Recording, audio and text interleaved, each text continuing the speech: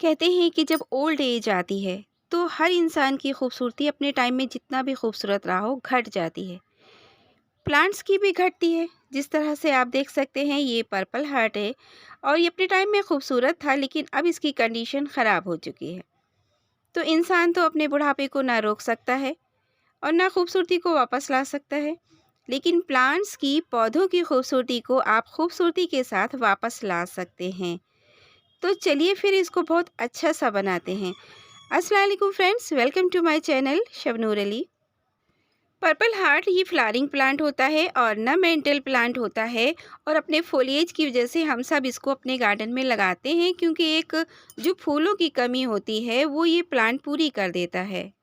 और ये एक सक्लेंट होता है। अगर आपने अपने गार्डन में इसको लगाया है तो बहुत अच्छी बात है, और अगर नहीं लगाया है तो आप इसको ज़रूर लगाइए। ईज़िली ये एक छोटी सी कटिंग से भी आपके गार्डन में ऐड हो जाएगा और फ्रीली ऐड होगा, क्योंकि ज़्यादातर ये प्लांट हर जगह पाया जाता है और सबके घरों में ढेर ढेर सारा लगा होगा, क्योंकि छोटी सी कटिंग लगा दीजिए और फिर ये काफ़ी सारा फैलता है। एक खूबी इसकी है कि छोटे से प्लांटर में लग जाता है, और एक खूबी ये भी है कि इसमें फूल भी आते हैं। तो देखिए, पर्पल पर पिंक कलर का फूल और उस पिंक के अंदर भी येलो येलो, तो इतना ज़्यादा खूबसूरत होता है। आप इसको बस मल्टीप्लाई कीजिए, किसी भी सीज़न में कीजिए। विंटर में थोड़ा सा ख़राब हो जाता है, लेकिन आप विंटर में भी इसको कटिंग से लगा सकते हैं, और ये ज़्यादा से ज़्यादा गर्मी को भी झेल जाता है। इसको आप इंडोर भी लगा सकते हैं और आउटडोर भी लगा सकते हैं। लेकिन जब ये अपनी खूबसूरती पर होता है, अगर आप इसको धूप में रख देंगे तब ये ख़राब हो जाता है, और अगर आपकी बालकनी पर है और वहाँ पे थोड़ी-सी भी धूप नहीं मिलती है तब भी ये ख़राब हो जाता है, और वरना ये पुराना जब ज़्यादा हो जाता है तब भी ख़राब हो जाता है।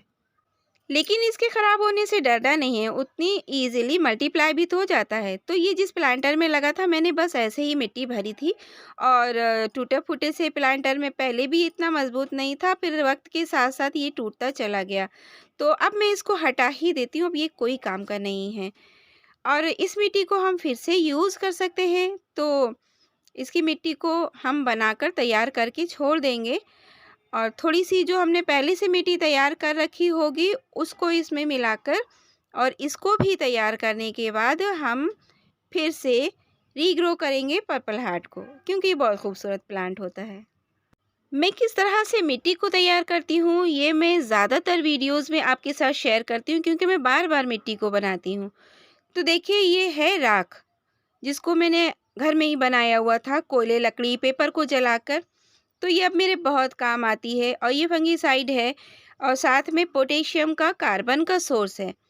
तो ये पौधे को ग्रोथ करने के लिए उकसाती है, और इसमें मैंने गोट पूप मिलाया है।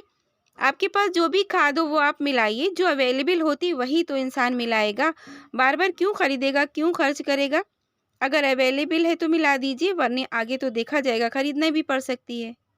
अब एक प्लस टिप्स और देखिए, पॉटुला का आजकल खिलने को तैयार हो रही है। सर्दियों में तो सारे प्लांटर्स में ख़राब हो गई थी, तो ये अब ऐसे फ्लावरिंग नहीं करेगी, तो ये मौका अच्छा है। आप इस प्लांटर को भी यूज़ कर सकते हैं, और फिर से पोटुला का पर्सलेन वगैरह को आप फूलों के लिए तैयार कर सकते हैं। जब हम बागवानी करते हैं, गार्डनिंग करते हैं, तो प्लांटर्स को, पौधों को बार बार रीसेट करना पड़ता है, और अगर नहीं करते हैं तो गार्डन धीरे धीरे ख़राब होता चला जाता है। प्लास्टिक ख़राब होती है, ये प्लांटर भी ख़राब हो गया। लेकिन हम इस प्लांटर को भी बहुत सही से ठीक करके थोड़ा-सा, और फिर इस पर्पल हार्ट को दोबारा इसमें ग्रो कर देंगे, और पर्सलेन को भी लगा देंगे। दोनों फ्लावरिंग करेंगे, और ग्रीन और पर्पल दोनों बहुत अच्छे लगेंगे, तो ये बास्केट बहुत अच्छी लगेगी। हैंग करने की कंडीशन में तो है नहीं, लेकिन आप इसको कहीं ऊँची साइड में रखने के बाद एन्जॉय कर सकते हैं अपनी बास्केट को। ये जो सामान में फैब्रिक बैग आते हैं, उसको मैंने यूज़ किया हुआ है, और उसकी वजह से वो गर्मी में प्लास्टिक की जो हीट निकलती है वो पौधे को बचाएगा, और साथ में मिट्टी को भी बाहर निकलने से रोकेगा, और पानी को भी थोड़ा-सा होल्ड करके रखेगा, यानी मॉइस्चर को मेंटेन करके रखेगा। तो पर्पल हार्ट की कोई-सी भी कटिंग, किसी भी तरह की कटिंग आप लगा सकते हैं। और इस प्लांट की कटिंग लगाने के लिए टेंशन लेने की बिल्कुल ज़रूरत नहीं है। उल्टा, सीधा, तिरछा, आपको जैसे भी इस कटिंग को दबाना है तो बस मिट्टी में दबा दीजिए, क्योंकि इसके जो पोर्स इसके जो नॉट्स होते हैं वो बहुत नज़दीक होते हैं और उन सब में से रूटिंग होती है, तो आपका प्लांट ज़रूर लगेगा। पर्पल हार्ट की आदत है कि ये 100% लगेगा, आपको कैसी भी इसको सॉइल में लगा देना है और साथ में ये पानी में भी चलता है। और जो हमने मॉस रोज़ेज़ की छोटी-छोटी कटिंग लगाई है, इसकी भी ये ख़ासियत है कि आप इसको चाहे ऐसे दबा दीजिए, जड़ें इसमें बनी हुई हैं, और इसको भी कैसे भी छोटे-छोटे टुकड़े लगा दिए, चाहे पूरा बड़ा लगा दीजिए, ये भी लग जाता है। तो आप आसानी से दोनों प्लांट्स को और इस गर्मी में ज़रूर प्रोपेगेट कर सकते हैं, लगा सकते हैं। अगर आपके पास नहीं है तो कहीं से शेयर कर सकते हैं, माँग सकते हैं उनसे। प्लांट शेयर करने में कोई शर्म नहीं होना चाहिए, क्योंकि ये पर्यावरण की सेफ्टी के लिए है। और आप इसमें वाटरिंग कर देते हैं तो आपको ऐसे बिल्कुल डब्बे से पलट नहीं देना है, पानी को थोड़ा-थोड़ा इस तरह से डालिए या स्प्रेयर बॉटल से डाल दीजिए, क्योंकि ये जड़ें अभी तो लगाई हैं हमने और जैसे ही हम डब्बे से पानी डालते हैं इधर-उधर हो जाती हैं। और अगर आप डाल भी देंगे तो कुछ टाइम बाद सेट हो जाएगी, मिट्टी को थोड़ा-सा फिर से ऊपर वापस डालना पड़ेगा। तो इस तरह से जब हम हाथों से पानी देते हैं तो बड़ा माइल्ड तरीके से ये मिट्टी एडजस्ट हो जाती है। इसको आपको सेमी शेड में रखना है और वीडियो को लाइक करना है, एक कमेंट करना है और चैनल को सब्सक्राइब करना है।